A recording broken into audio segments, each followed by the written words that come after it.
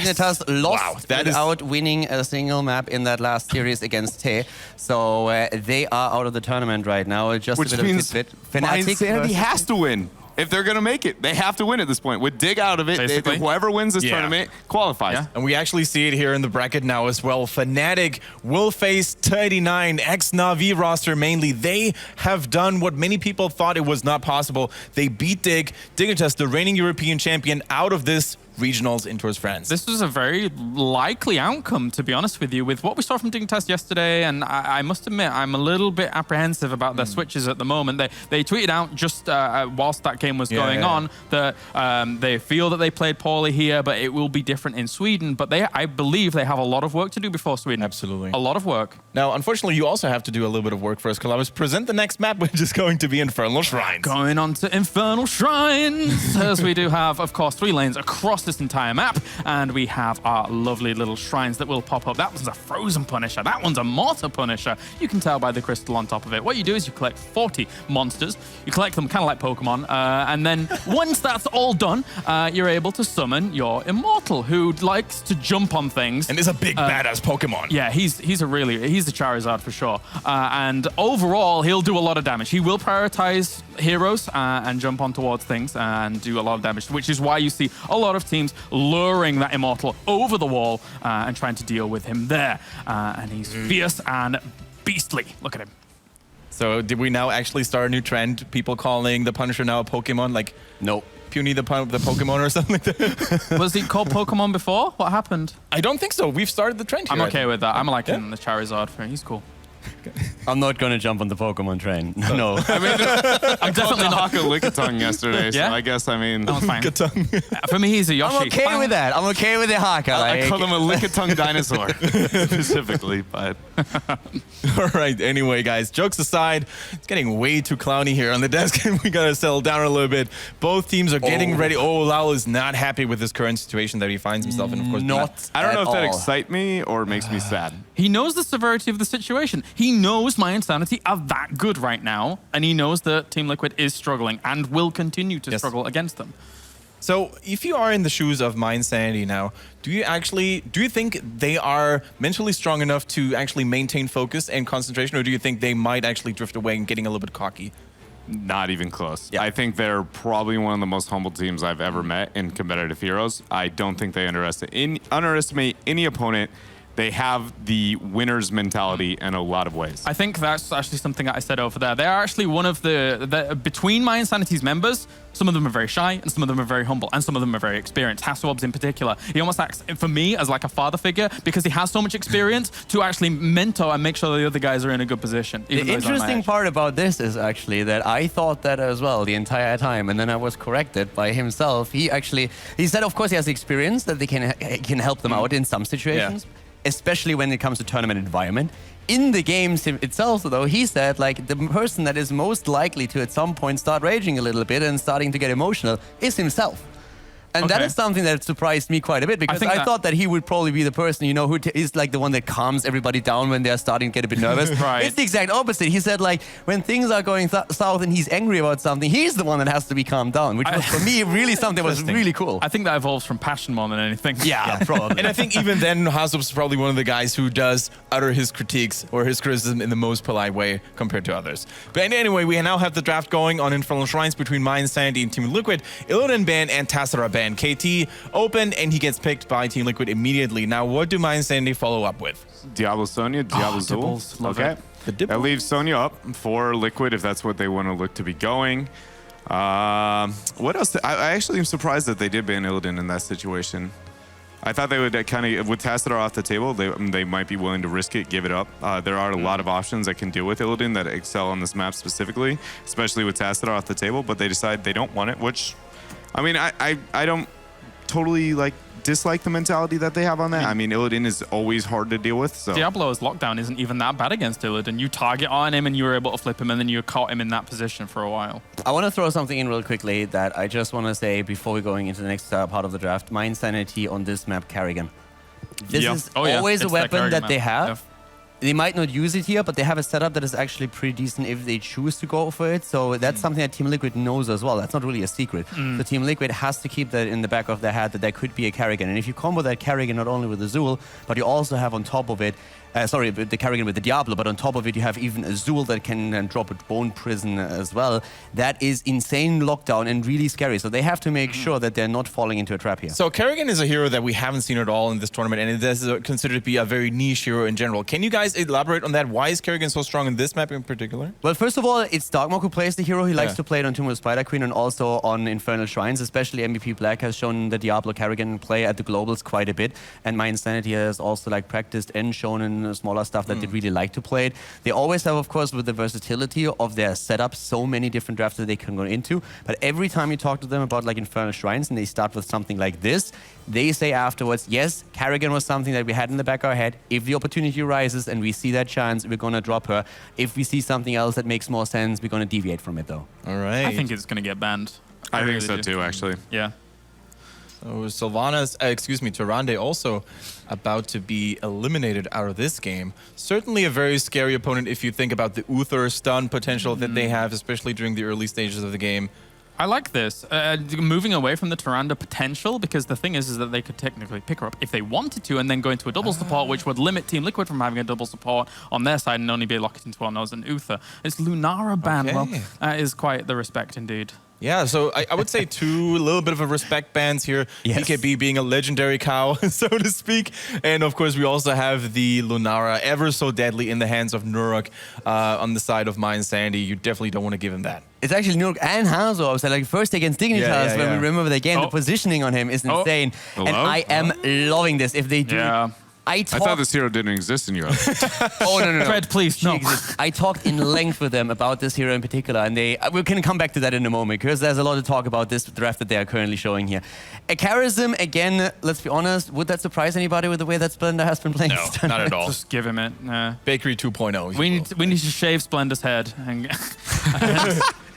he will embody Karazim. Yeah, Karazim, we cannot stress enough how well Splendor played. I mean, not only did he land good pumps, but he also used or combined them with the Radiant Dash. And that is like the royal execution of how to save someone in style and, of course, in dire need. So definitely good stuff. Team Liquid now, they face this composition from mYinsanity, and it kind of deviates from what we've seen the entire day. What do you think do they have to add to their roster to play accordingly against it? I mean, Team Liquid has, of course, to deal with the threat of being, of losing lanes, thanks to the Punisher being, helped out by Sylvanas here. They have a Kel'Thas and Sonya that can really take position on the shrine. What? He's not been buffed yet. It's not yet. Okay. It's not there yet. Stop. For me, it really feels like what they're trying to do is somehow establish control on the shrines and let the opponent, so to say, come to them. Use Kel'Thas, Sonya, and Arthas here with the AoE to somehow get the objective, because they realize if mYinsanity gets the objective control with the Sylvanas, with the Zool, they're going to push them into Oblivion and snowball it from there. It is a very one-dimensional way that they are trying to approach this, though. And if they don't get the wins in the early game fights, they have, in my opinion, nearly no chance of getting away with this. What did you say word for word before this draft started about Team Liquid? That they are tilting in draft. And what did you say? They just and I can't.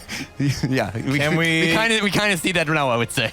Okay. Can we restart? But hey, Syndra goes on March of the Murlocs, guys. It can be a thing. Okay, so let's give them benefit of the doubt here. All right. Okay. How do you win this? So obviously Diablo has one of the strongest early game prowess. So does Zool as well when it comes to the CC lockdown and kill potential. Sonya has some of the strongest early game damage as well as kill Thas. Arthas has some of the best as well from a tank's perspective. If Diablo does charge in, he will not be able to escape. He has no way to get away from that at that point. So essentially, I think their mentality might be that they're going to go blow for blow. Diablo is going to trade for whoever they try and go in counter response with Arthas when it makes it to the later game. Suicide Merkian all day, get a lot of poke onto the back line. Yeah. But I don't think into Karazim is the answer. I do want to preface this with a lot of teams in Europe do see value in Murky in a lot of situations at the moment. I've said this before, and I'll keep saying it. He is, without a doubt, in my opinion, the most underrated competitive hero in the game. Yes, and a lot of teams in Europe think that at the moment. That's why we saw Dignitas actually run it yesterday. They weren't happy entirely with that draft, but they've found places to fit it in,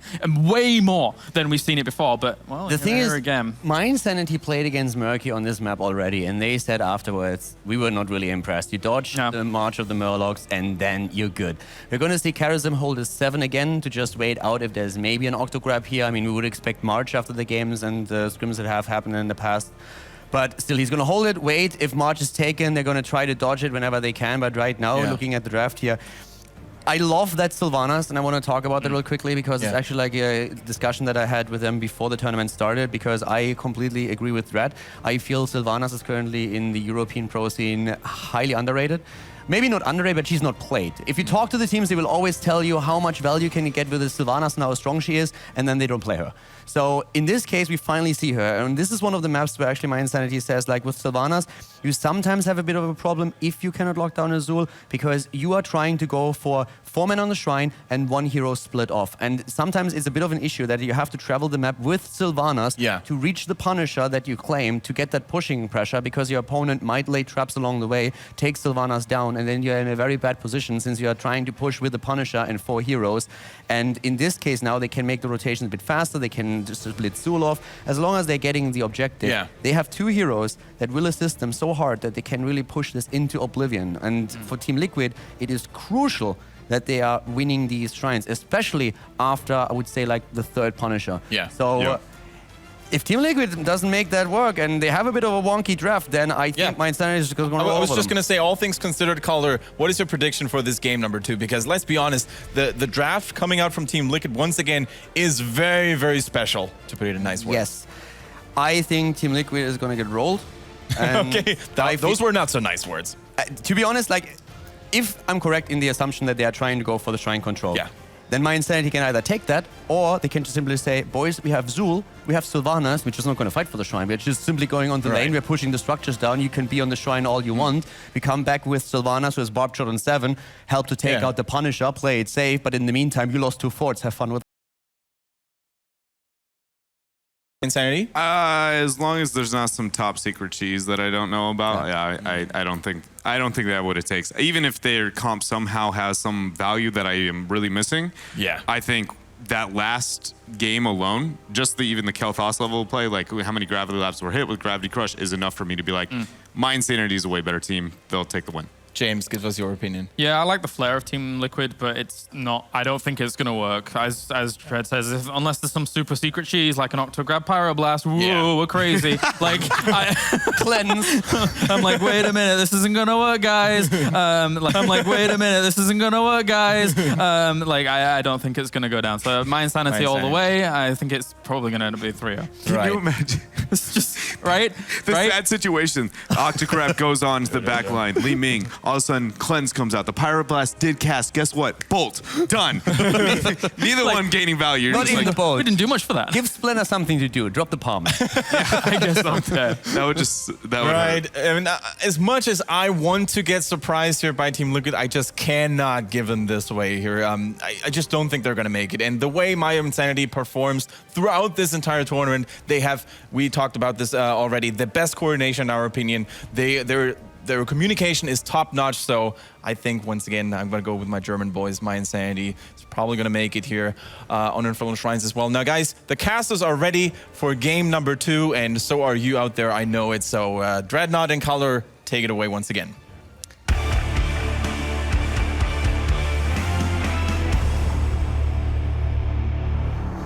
It's actually the second Murky game the two of us cast. So, it is the second Murky game. We have 100% Murky games here already with our combo. But yeah, I like it. We have a pretty cool setup in Heroes. Team Liquid definitely with an unorthodox draft. Yes. But I like that we have Zul and Sylvanas. It's a pretty different approach that mYinsanity takes this time, considering what they usually play here. Yeah, I mean, obviously, I feel like I've stated enough, kind of my perspective and approach to Sylvanas. Kendrick, you know, with that hashtag production value coming through here. But we are going to be getting into the game, ladies and gentlemen, where Team Team Liquid with the Arthas composition. Arthas Murky on top of that will be in the blue side here. We're going to have Shad on the Murky. Lowell will be playing the Sonya Gerdemhert. Did I nail that one? No? Okay. I tried to accent. I tried to put on the accent. Gerdemhert is on the Uther. BKB is going to be playing the Arthas. Gerd. Yeah, there we go. Nailed it. I missed somebody. Hello. And Chris is going to be on the Kel'Thas. And to the right side, of course, we have mYinsanity. Blumby on the Diablo. Hazobs on Li Ming. Splendor is playing Karazim. We're having currently Norok playing Zul. And up to the top, that Sylvanas is being played by Dartmok. Very heavy push comp. When you're talking about Infernal Shrines, of course, the first two Punishers are pretty weak. Usually with like the third, the fourth, you're really starting to get some value unless you run that Sylvanas. So mYinsanity has two different ways how they can approach the early game. They can either try and go for the Punisher, win it, and then push with it, or they can just simply rotate Zul and maybe even Sylvanas away from the Punisher Shrine and try to get value by taking down walls. Yeah, it'll be interesting to see how they play it out. And Murky's going to kind of be a counter response. I think Zul's going to stay away from the Shrine, and Murky and Zul are just going to dance back and forth. We saw that actually in the first series that we saw Murky here. And I think that's a pretty solid response from both of the teams. I do still question March of the Murlocs and the viability of it here in this tournament. So I do want to see whether or not they decide that they have the better answer to it. But obviously it is going to be a unique strategy here to the European region here, and the head posturing already coming out from Liquid trying to make something happen. For those who have never seen Arthas or maybe not know enough about him, he is one of the strongest early game gankers in probably the game. He has a large amount of single target damage, but as you make it later into the game, any CC, he is very, very weak and susceptible to dying. Now, Red, as you have just been talking about Murky a little bit, quick question to you. Do you actually feel that in the setup that they're running here, there would be any value to picking Octograb over the March? Yeah, I would argue there's always kill potential, always to the late game when it comes to Octograb. Maybe not around the Shrine team fight so much. Octograb, I feel like, is isolation kills? Yeah, I feel like, but at the same time, Will the Forsaken is an opportunity that could be taken, and so she could get herself out of it. Zul's gonna have Shade. Li Ming's the only one susceptible at that point, and it's pretty hard to get on top of her. So at the same time, I do think that we'll probably see March of the Murlocs because of that. But already we see that we do have mYinsanity getting on top of that. That's going to be a dead BKB. Beautiful body blocks coming out from Blumby. The combo is going to happen. Wow. He is just out by himself a little bit too early there. Decision making. Again, mYinsanity out-rotating Team Liquid. It's way too strong. This is not how you want this game to start. Of course, it's a very short death timer, but still the Shrine was already active at the time. And just look at the minion stacks, 14 against 5. And there's Diablo. Goodbye, Sonya. Are they going to get the kill? Nope. Lowell is getting away with the whirlwind here. Arthas is making his way back top. We are, of course, seeing in the mid and bot lane Zul versus Murky as expected. But mYinsanity with a massive, massive lead at Punisher #1. And this is where especially Sylvanas is going to become a lot of value for the team.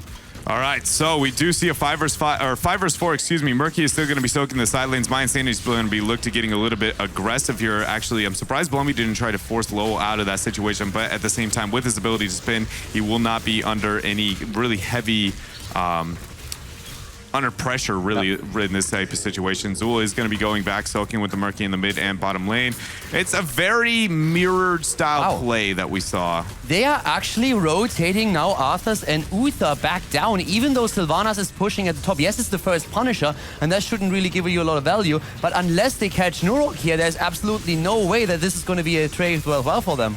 And Sylvanas is going to gain max value here. A 4 already going down for the first Punisher, which we talked about the value. I mean, it's pretty straightforward why she is so valuable in these types of situations. But mix that with the hard rotation coming out from Team Liquid. It didn't work out. They did not get the gank, so they are very far behind. BKB trying to collapse on the backline and make something happen here with a deep flank, but I don't think it's going to matter. Howling Blast has already been used. Yeah, once again, we're having also pressure on Arthas overall. There comes a quick gravity lapse against Splendor as he's trying to go in for the kill, but that's a 4 down. That rotation seemed very optimistic. High risk, low reward. Yeah, I guess that's exactly what happened there. In this case, even no reward. Yes. They lost the fort at the top. Now the level 7 is in play. A fort is down. We're seeing mYinsanity once again taking a solid lead here, and we're only talking about a 4-minute game thus far.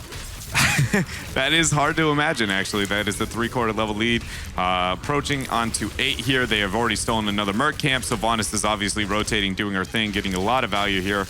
I'm still going to be interested to see where the Arthas does go in his build and if he makes any bold moves here later on. Sindragosa versus Army of the Dead, I believe is the name of it. I personally want to see Army. I don't feel like there's any way they can win a team fight if they go Syndra. Oh yeah, I agree. I mean, like, he needs some more sustain than what he currently has, especially if Uther is looking to throw out the Divine Shield on the Sonya, then you kind of need to have something that keeps you alive. Another thing that I want to point out real quickly is that we are actually seeing Karazim not holding back on his level 7 talent because we are having that Gravity Lapse and the Uther plus the Arthas on the opponent's side. He just says, there's so much CC, I can't go for the heal anyways, no matter what he picks. If he picks March, then he picks March, but I need that cleanse to make sure that nobody else is getting locked down here. I really enjoy this micro coming out from Darkmok with his level 1. Putting in a position where he can disable all 3, not too worried about anything here. The rest of his build, he does have a decent amount of wave clear as well. I do expect... Yes, but right now mYinsanity looks dominant. In Team Liquid, they really have to step it up quite a notch if they are trying to threaten the team that came in second at Leicester at the first regional final is currently aiming for the top. And like, to give you guys an example again, it's like the constant split pressure from the Merc control here. You see the Shaman camp... If they are trying to threaten the team that came in second at Leicester at the first regional final is currently aiming for the top.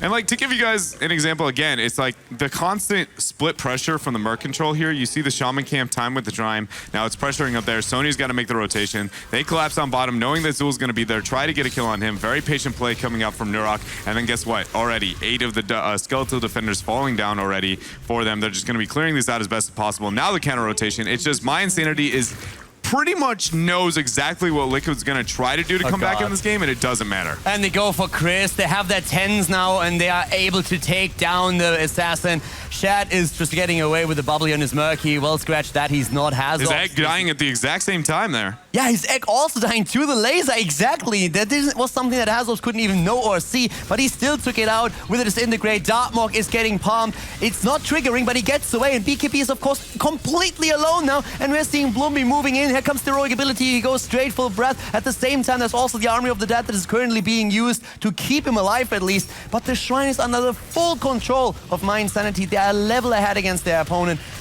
And this is just looking extremely grim for Team Liquid now. I mean, it just keeps getting worse and worse as time goes on here.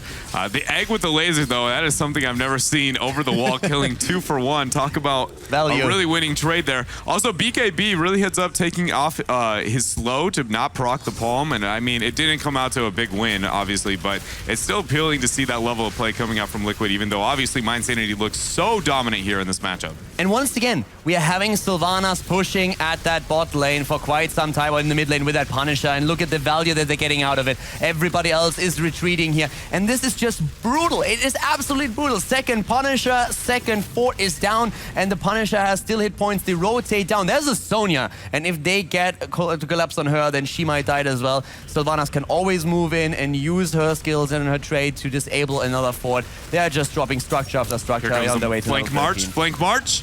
Get them! They're out, boys. Here they come. How much value is it going to gain? Yeah, they're trying to jump in here, and the answer is none.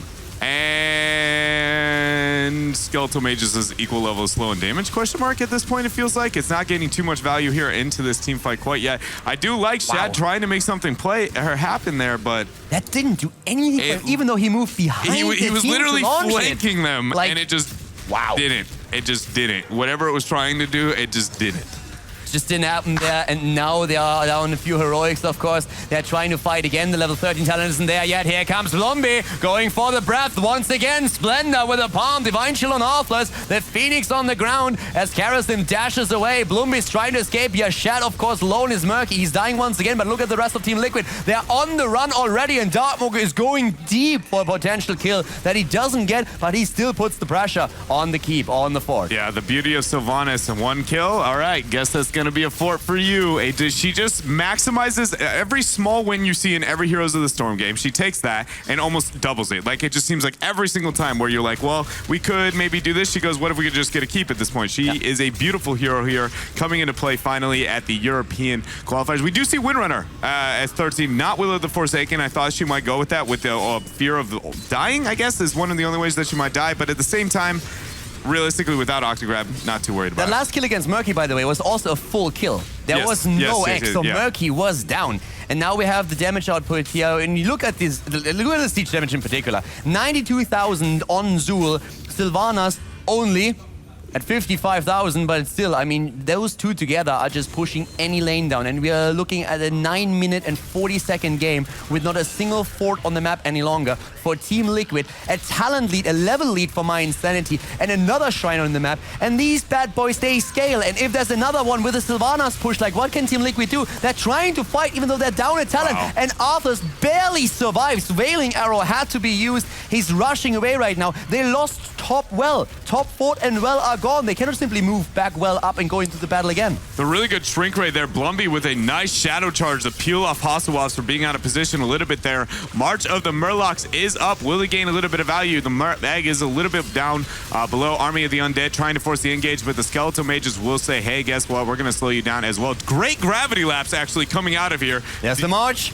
March is being used from the side, and maybe the kill against Lowell at the same time. Blumby tries to go in. Murky is down. Lowell escapes. So does Gerd. Chris too. They're being chased though. Here comes the value from Sylvanas again, but she gets gravity lapse. Hasselhoffs on the other hand teleports in. It's the laser show that starts to happen. The resets are strong with this one. They're getting kill number 1 against Arthurs. Keltas goes down. Kill number 2, and they are not even done yet. They're pushing this in with that wave, going back to the temple. They can even time it with a quick tip to the Nexus before they go for the Punisher.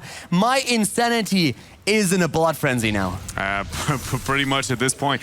I do want to see them actually maybe stack the camp here. Is that going to be an option? Yes, that is what they look to do. So they're going to stack the camp here, look to get the objective up above, hit 16. I know this might be a bold statement now, but if they do manage to get 1 to 2 picks, they could end the game. This is the value of Sylvanas here. Again, she takes a small win, which would be, okay, we're probably going to lose a keep here, guys, too. We might lose the game if 1 to 2 of us die, and she's going to be really great here, stacking that with the Shaman camp as well. So how well they play it out is going to be interesting here. Octograb, Army of the Undead, and Divine Shield are all down. Meanwhile, all the heroics for mYinsanity are still up and available. And we have 16 just around the corner for mYinsanity as well. If they get the extra talent on top of all of it, that would be even worse. We're seeing Liquid moving away, actually. For a bottom 4, I promise you your keep is not worth this for it. Guess what? They figure it out. All right. Exactly. That would have been a disaster if they would have actually tried to commit to the fort here. So in this case, they are retreating, and they really have to. Once that the first tower is down to 16 hits, and that's the case just now. This is the big one. This is where mYinsanity, if they get a kill, can maybe even end it. They're already going in with Diablo. Disintegrate being used against Lowell. The Punisher is moving in, and Sylvanas is doing the best she can to make sure that the structures are perma-disabled. Arthur's had to move back. He also has still his army up. He can pop that, but that Punisher is jumping in again, baited into the middle. BKB is already starting to drop low. He will have to use his heroics soon. The egg is there. He's already losing hit point. The Punisher is about to take it out, actually. If that dies, then Murky might fall too. But mYinsanity, they played safe and moved back out. No deaths, so they weren't able to secure the game there, but that is a 2-level lead here. mYinsanity, they do have 16 coming into 17 as well. Liquid is just looking to get on the same talent here in this game, and it's just slowly but surely getting worse and worse and worse. mYinsanity has a lot of map objectives. They're going to be able to get there, paint the map red, and get more pressure onto them. And again, with this 16-tier advantage, Sylvanas is one of the few heroes that can just start sieging with this and saying, well, you have to force this fight. Blumby even realizes their advantage here, looking to take this. The Windrunner coming into play, but the lightning breath here. Kaldor, it's just looking worse and worse. March of the Murlocs. It's brutal. It is absolutely brutal. They steal the camp away. Blumby loses a lot of hit points, but it's just not enough to take him down. A 2-level lead, 6 kills, 5 kills against 0, and they're moving through the middle. Murky is trying to keep them in the game, but somehow getting the EXP that they need for the next talent. But right now, mYinsanity is playing a beautiful game, pushing again, sieging up against the mid lane with a camp that they have, and towers are falling. The double camp here with Sylv, they have 16-tier advantage, really heads up from them. They do get a pick on Murky, but the egg is still going to be alive at this point. Darkmok is going to be trying to keep this disabled as long as possible, and his passive at level 1 will be able to ensure that. Gravity Lapse not getting pressure onto Blumby quite yet here. He did go Vertisphere-oriented build, and that looks like it might be another keep. Not going to be quite the case, but they are going to force. They're trying to move in. They're trying to get the kill, but the palm is triggered. Very well done by Splendor. Again, saving for now Darkmok. Diablo, on the other hand, he falls, but he has the souls. He'll be back soon. Can they get a counter kill, though? This is a big question as Team Liquid is moving in again to try and drop another one. This is the first kill, the first real 2 kills that they get against Diablo and Zul. So finally, a bit of a play here from Team Liquid and the level 16 talent. Oh! Oh, so close.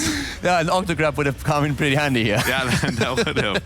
Oh, man. Shad trying to make something happen here, but they did manage to get the first couple realistic kills here. But, I mean, you have to sit and ask yourself, like, well, is it enough at this point? I mean, right now, let's look at the bright side. Team Liquid, they have a shrine coming up on the map. There's still 25 seconds until Duel is back in the game. So this is a Punisher that they can actually win. If they make a good play here, if they maybe get an isolation kill, it would be great for them. If they can isolate that Darkmog, if they can isolate somehow Diablo and get a kill, that would be amazing, especially since Palm is still down. So they have a chance to start making some plays. Yeah, I agree with you. The most important thing to keep in mind here is even if Liquid wins this fight, they realistically need to win more than one because with the forts all up here structurally being so far behind their opponents, they are in a worst case scenario here. They have to win multiple fights. Meanwhile, there are catapults threatening in the upper lane. I believe 3 have already stacked, but Blumby is going to try and force this fight here already. Good zoning from Shad, but the laser. Duel is also back now. That puts it into a 5 versus 5. Oh my god, that lightning ball. And they kill against Arthas. Everything being used here. The Wailing Arrow and once again going for the dagger, and that's the end of the Lich King. Arthur's down 4 versus 5. The fight on the shrine, only 3 minutes actually missing, and 2 minutes are missing. Gerd is trying to go for the last 2. They get also the kill against Diablo, but they're still fighting here. Look at Lowell. He's trying to move in again. Gerd is divine shielding himself. They still need 2 more minions. One more is all they need. Kel'Thas. He did it! And he did it. They get the Punisher. But at what cost? They lose Sonya, and oh my god, they're gonna lose Chris. This is gonna be the game. Wow. Congratulations. You got the Punisher, Liquid. The top lane, this is of course completely open, and Nurug is already moving in. It's a 4 versus Murky at this point, and we're seeing Arthas coming back. That Punisher is very much alone in the mid lane. Arthas does have a little bit of kill potential, but I do believe Splendor's awesome Palm will come into play somewhere into here. He is also killing the target with who's almost and the least amount of damage onto the core, so the focus fire needs to be onto Sylvanas. He does adapt to that. Focusing where here comes the Palm. It's not going to be procced again, being very patient with that. I love that decision making from them, and that's what he needed. That was probably the worst Palm that we've seen from Splendor in quite some time. That was very, very early there. I can see why he was, well, he thought he had to go for it. But right now, they have to retreat. They are not 20 yet, but they put quite a bit of pressure on the core, and 30% loss. It's quite something. Diablo, by the way. Mid-keep fell. Keep in mind, so there's another keep down. Mid-keep is down. Mid-fort, by the way, on the other side has not fallen. Oh, nice bait there. Really nice bait by Lumbi. He didn't even get that. Hazorps could actually see the egg. Ah, they're not going in. That hurts. Shad was there to defend his wonderful egg for all the Murlocs and actually not being able to kill the fort. There we go. They do manage to get a 67% damage onto their core. 2 keeps down. Structurally only having 1 mid fort. They do have 42-second advantage. They need to make it capitalize somewhere else. Bottom wave is getting a lot of value on actually the bottom half of the map, taking out that front wall already. Somebody's going to have to respond. You do see Kel'Thas looking to adjust, and it feels like even when Liquid is winning the fights, they're the ones on the back foot here because they do not have any pressure with all the structures they have like down on their side and haven't gotten for mYinsanity because they lost the early game so hard. It's so hard for them to come back. I mean, Liquid is doing whatever they can at this point, though, with the draft that they're running here. They have the level 20, and I mean, let's give them some credit for this. They actually end up in a scenario, yes, where they are far behind in structures, but they have reached 20 versus 20. It's something that I have to admit, after the first 10 minutes into the game, I would have thought impossible. The way that mYinsanity was playing it, but mYinsanity going in for a kill against the core that didn't work out. Now we have 20 versus 20, where we see Murky going straight for his Storm Talent, giving us, of course, on 20 also the never-ending Murlocs. We're having the Rebirth on Kel'Thas. We're seeing the Ignore Pain on Sonya. We have also Hardened Shield for Arthas and Uther with his Redemption. So maybe a few teamfight wins. That's the only thing that we can hope for now. Do they sniff it out? Blumby not going to pop his W to try and oh, wow, but they don't even decide to take it here. I guess without Murky there, they didn't feel like they wanted it. He does pop his W there, getting the Firestorm to sniff out if anybody else is going to be there. So this is it. This is it. This is the moment. Liquid has to win this fight, win this shrine if they're going to have something, if they're going to do well here. Darkmok has had very risky positioning, and Gerdemherd has done a very good job of trying to capitalize on that with the Uther Suns, and Arthas as well. BKB has done a very good job as well. So if he has good positioning, I don't feel like it's going to be a problem, but if otherwise, it might be, it's enough to maybe lose the game here. Sun already coming out early. Right now, once again, we have the Shrine activated, so it's up. The race for the minions is there. Whoever wins this one has a very good shot, especially if mYinsanity wins it. This game should be over. They're trying to jump in. Lowell already losing a fair amount of hit points. March only onto Blumby. Yeah. Everyone else is dodging it. myrky has to be revived here, and he's up at the top in the mid lane. So now this Shrine, actually, like the minion stack currently 20 on the side of Team Liquid. They're really making good use of their AoEs, but Lowell is getting silenced and jumped. Here comes the Lightning Breath, the Hellstorm. They're trying to go for it. The Palm on Diablo is not getting procced in time. He falls. He's dead for the entire duration. Uther's down too, but he comes back with a redemption. Sonya, on the other hand, will be down for the count. Yeah, and Sylvanas is trying to make something happen. Gerdem Hurt is in a risky position. He does pop D-Shield on himself. Meanwhile, Nurok is getting a lot of pressure. He will be falling, but the reset onto Li Ming. 1, 2. She is going to get a third. Windrunner coming into play. Will it confirm the kill? I believe it will. Great Gravity Lapse as a response. Not going to matter. Cleanse coming out. Palm is well going to be burnt, but guess what? He does have the face palm talent at 20. He will be able to keep him alive. 5 seconds. Can he stay alive? He's trying to get away. He actually escapes. Or does he? Shet wants to get the kill. Calculated. He doesn't, though. And Darkmook is barely getting out of this one, but still the Shrine being fought over. Catapults, on the other hand, are already on the core again, stacked here in the bot lane. We are seeing more minions stacking up for Team Liquid, and they will get the Punisher. Well, we do have an instant replay here. Looking at this team fight, Kaldor, what do you like the most coming into this? That escape. I guess it's just the escape there. Very well done. Barely being able to kill off that murky. But there were a lot of cool moments in this fight, a lot of trades that they were willing to take here. Yeah. I mean, Nurok really just moving back, and they said, okay, Nurok is going to fall, but we're going to get the trade against Arthur, so we're going to take him down. What I really loved was the reaction of Chris once that we saw Darkmook going deep. He knew that Darkmook would do that, and he was waiting for the wave, and the second that he teleports in, he turns around, Gravity Lapse, and says, like, and I'm going to punish you right now. One thing that you noted, how far ahead Liquid was getting onto the map objective, that they had a 20 advantage when March of the Murlocs was coming out. Nobody could walk through and really get onto the Shrine. But I want to point out that if the Shrine spawns top or middle, mYinsanity, even if it spawns bottom, realistically, they don't have to. Wow, but they're going to get invaded actually here. Huge Howling Blast! Oh my god, against 4 man. They still get out for now, but that was brutal. We have the Skeleton Mage in the backline, and so is the Phoenix. Once again, the March has been fought, but this time, it's nobody. They get the camp, but I'm not sure if they can survive here if Bloomy decides to go in. There are a lot of patience here. Lowell actually getting flipped over. Nurok going to delay it. Those Wailing Arrows have been very early again being popped. The Wailing Arrows popped too early. I don't know if they have what it takes, but it doesn't matter. BKB is getting lit up there by Hasu Obs. Cleanse coming out. Lightning Breath as well here. Calder, this might be it. There's the Hellstorm once again as Dreadnought is confirmed for Team Lit. A hobby man myself. We're seeing at the same time bot lane now being pushed, and Shat is once more just barely escaping that. This is really a tricky part right now. Team Liquid, after reaching level 20, is measuring up a lot better against mYinsanity than before. They're willing to take the team fights. See ya. The snipe against him. Was that a blind snipe? No, I think they had it. They had damage on it before, so I'm guessing he must have seen it, right? Like, or is he just literally poking into any bush that he can find on the off chance that the egg is being hidden there? He can smell the murky, dude.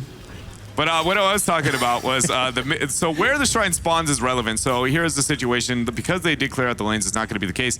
But with the core being 67%, honestly, they can just ignore everything and dive it. It's weak enough that you can probably dive a 5 vs 5 core. Especially if Wailing Arrows are going to be up, the defensive tools to be able to respond, which is mainly going to be just like the amount of damage from Kael'thas and March of the Murlocs here. It is a great zoning tool, as we saw around the Shrines, which is not going to be up quite in this case. I do believe it'll be off cooldown within the next 10 to 20 seconds here.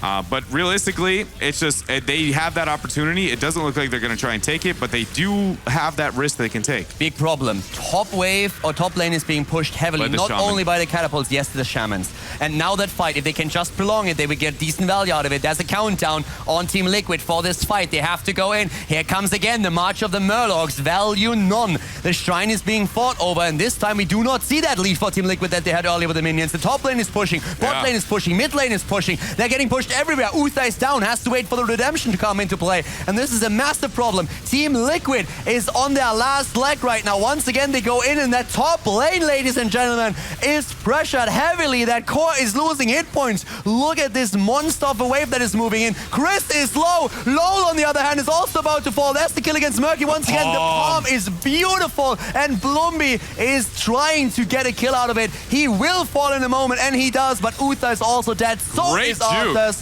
Darkbot amazing fight. Dodged the Ancient Spear there with the second Windrunner, but look at the core, 66, 65. There's catapults, there's 5. That's going to be game. Look There's at all no the way. catapults, 4. 40, 35. It does. Oh, but the wave is going to delay it for a short period of time. Will somebody be able to get back in time? I don't know. Meanwhile, you see the skirmish coming over here. They can't run back. Meanwhile, I think Chris might be falling down as well. Yes, you get the Punisher, but is it going to matter? 26% on the core. Nobody is stopping them from backing. They aren't looking to just dive. I have no idea. Everyone just seems panicked. Why don't they just rush in? I have no idea. Have the damage. It's 26%. The Winions did the job already for them, but they move back to defend against the Punisher. They wait for the rest of the team. They lost Zul. They lost Liming. They are not willing to go in for this one. The only thing I would have been thinking in my head, there's core. Just please, team, look at those minions. But I guess mYinsanity goes with what some might say the safer route. In this case, I think it is without a doubt the riskier one. That was definitely an opportunity to end the game there. Yeah. So Liquid, so far showing signs of life post 20. Yes, they definitely do. I mean, before that, they got brutally wrecked and they lost structure after structure. After 20, they are starting to game. Let's keep in mind that they are still very heavily behind, guys. Let's look at the map. There's 2 forts still available for mYinsanity. Only 1 structure got killed by Team Liquid. They are trying to set up traps right now. They know they have to win a big team fight. Murky's not with them. 26 minutes in, though. These Punishers, they become stronger and stronger and stronger. And with 26% on the core, Gotcha. a backdoor is a massive, massive possibility now. They did get sense there. Really well done. Heads up, understanding that they were looking to set a trap. 2 catapults pressuring the top lane. It'll be a bit before they manage to make it to the core. Nothing's going to happen in the mid wave for some period of time. It's all going to come down to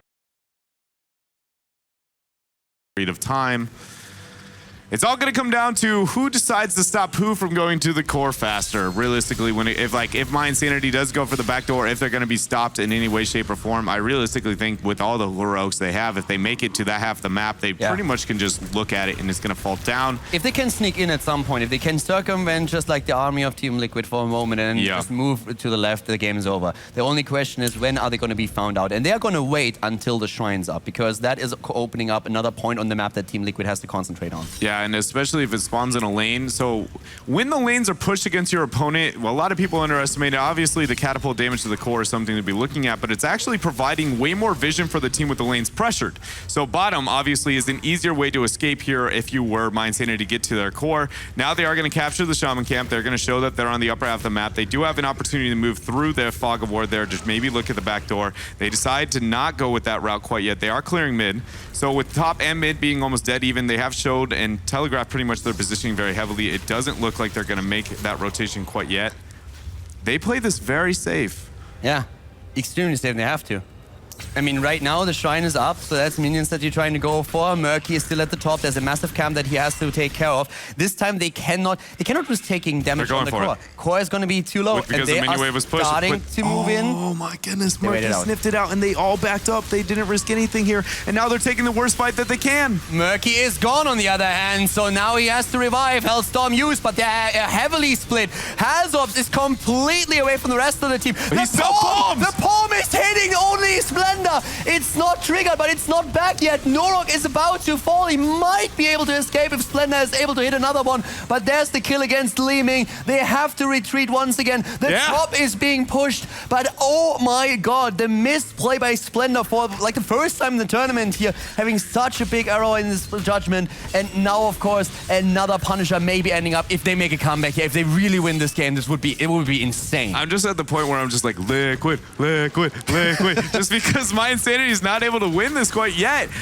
And mind-blowingly so, Murky does fall down on the minions, but it's not going to matter. 13 of the skeletal defenders have fallen for Team Liquid so far. Sonya's alone. Sonya's alone. There's Diablo. He's going to look to punish you. He's going in. The silence is there. Oh, but LoL is still alive and the rotation is ready. Pain. Team Liquid is starting to move in again, and let's not forget that Liming is still dead. She's not with the team. It's a 4 versus 4 as Kelthus is now making his way into the shrine area. Now they are outnumbered. They have to move back here. Look at the minion stacks. 2 catapults. It's another big Punisher on the side of Team Liquid, and these bad boys get stronger, but mYinsanity is pushing with the lanes. 2 catapults now are going to be met in both of the lanes. It's going to be 4. They're backing out. They're going to be able to respond to the situation here. So Liquid, even though you are winning the Punisher, it does not matter for the most part because you have to back out and defend. Look at the patience here, setting up the trap in the bottom half of the map. Blumby's trying to smell it out here. Actually, they're all backing. Gerd is not going to be caught there. Arthas is by himself down below. Is he going to be sniffed out? I don't think that's going to be the case. He found him! He's alone! They know. There's no way they don't know. He is completely alone. He has got to fall. Army of the Undead, Stoneskin, it doesn't matter. This is it. Has to be it. Or does it? They are moving back again. They see Uther move in and they move actually back. Punisher takes down Diablo. What was that? The Arcane Sentry. This is unreal. The lanes. Look at the lanes. Mid lane, top lane. They have to move back. They cannot push with this. They have to send someone back. You can wait. You don't have to go right away. The minute respawn. The Gravity Lab's coming in. On the Nurok is going to be enough. Palm very early. Way too early. I cannot lose this. Unbelievable. That's 2 heroes down. It's a 5 versus 3. Murky is back, actually.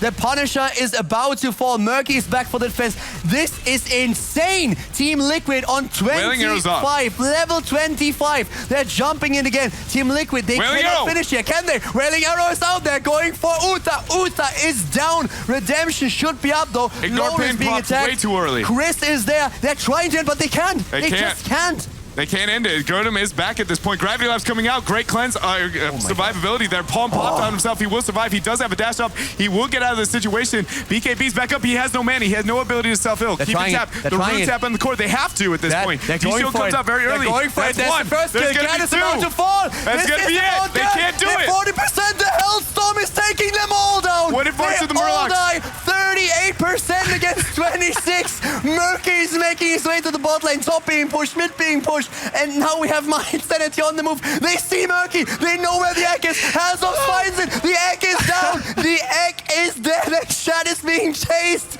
Chase the Murky. Blumby is there. And it's going to be the kill. The bubble is popped once again. But Shad has no escape here. And Sylvanas and Splendor are already at the left side. What a game. Team Liquid with nearly the comeback and the turnaround. But the 2-0 victory so far for mYinsanity. What a brutal second map in the best of 5, then. I don't even know what just happened here. What was that? I have no idea. At the end there, just everything about that match was just insane. mYinsanity never going for the core in the one time that they opted to go do so. Very torn on that decision. And then over time, slowly but surely, Team Liquid kept winning the Punisher, but can't do anything about it. Blumby dying to the Punisher. Yeah. Stomping on top of the Arcane Sentry and just saying like, hey guys, what's up? Bad idea. If you ever played hardcore Diablo 3, you know that's a very, very bad idea. I don't think I've ever seen a game that long ever in Heroes of the Storm. I know they exist here and there, but I don't think I've competitively seen. That was 32, 33 minutes? Yeah, something like that. I definitely one of the longer ones here, but what a game. Claris, what do you think? You're looking pretty tilted right now, both of you.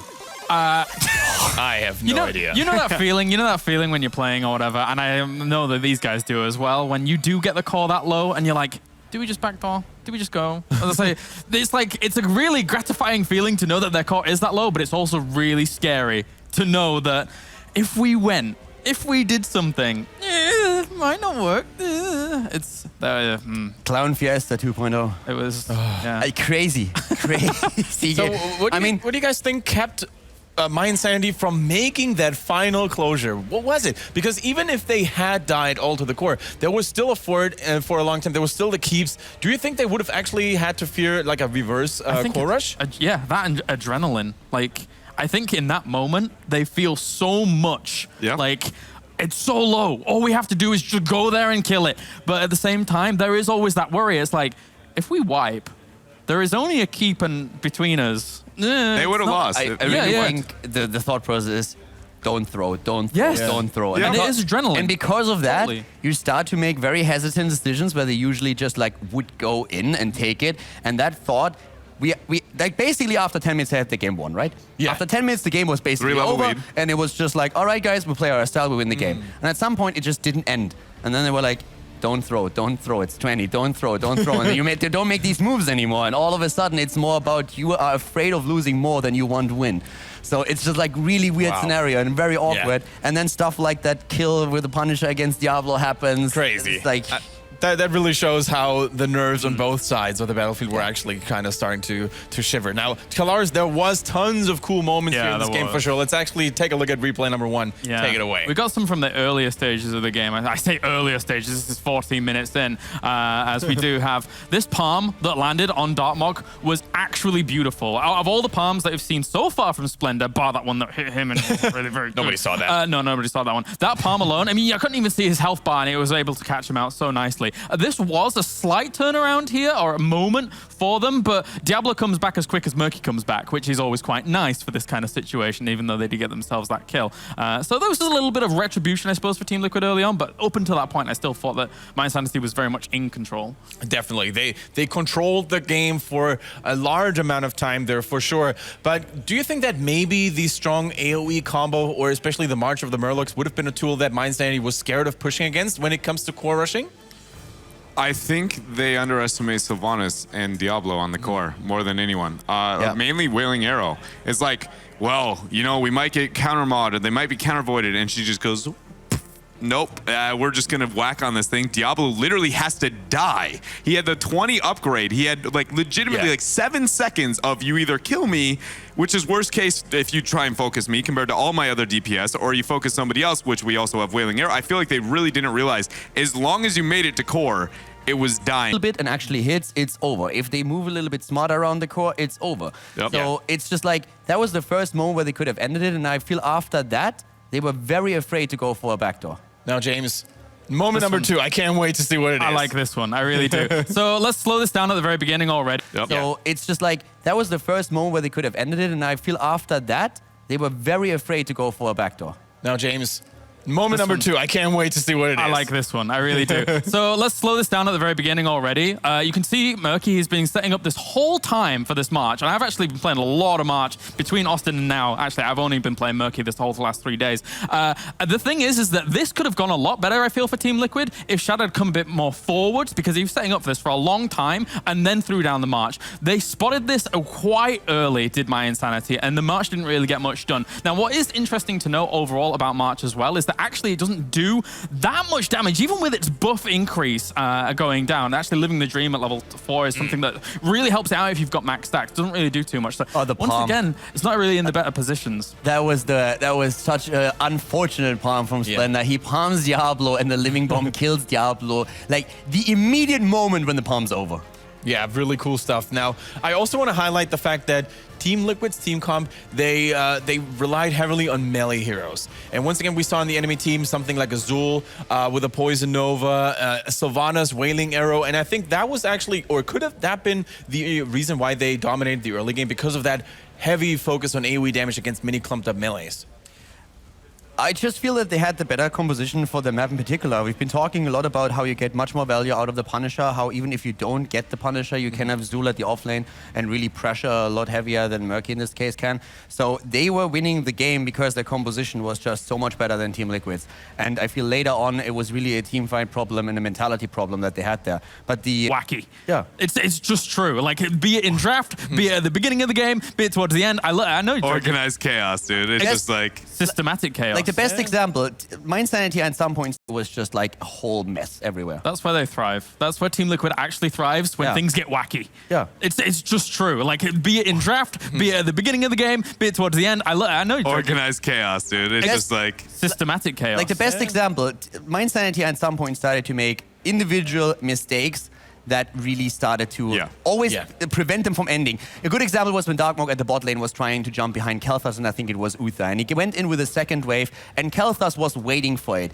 In every other scenario, Darkmok would look at this and was saying like, yeah, I'm not going to jump in there. I'm not crazy. Like, he's going to turn around. He's going to lock me down with the gravity lapse. There's Uther that can stun me as well. But in this scenario, it was just like, we have to end this. We need to finally end this. And if we get another kill, the game is over. So he's really just so driven by this thought that he jumps in and he turns around against them and nearly costs them the game again. Yeah, something I do want to mention, though, talking about ending things and ending games, this is not the end just yet, guys. We're in the semifinals, and we have another match coming up very, very soon. So Team Liquid, they're at the ropes. They're at the brink of dropping from the tournament, but they still have a chance to make that reverse swipe or sweep going. So, and I think we've talked a lot about mYinsanity and how they played that really, really well, although being shaky in the late game. But Team Liquid definitely put up a good fight there. Although they had a weaker draft, they still put up a good show. They showed us that they have what it takes to actually rival mYinsanity on even footings, at least through some proportions of the game.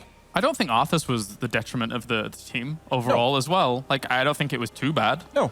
I would argue the lack of... like, one thing we didn't touch up on, I personally feel like the Wailing Arrows were very, very poorly timed in almost every situation, except for, like, 2 specifically. I think Arthas would have been way more a detriment.